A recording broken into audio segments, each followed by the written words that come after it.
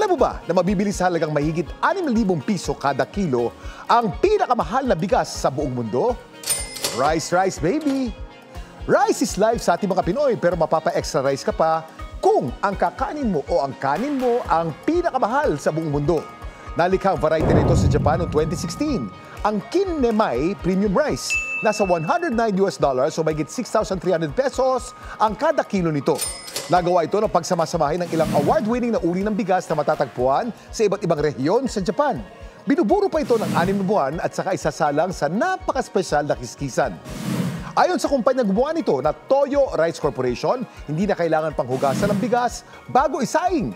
Mas masustansya raw ito at makakatulong para mapalakas ang immune system ng katawan.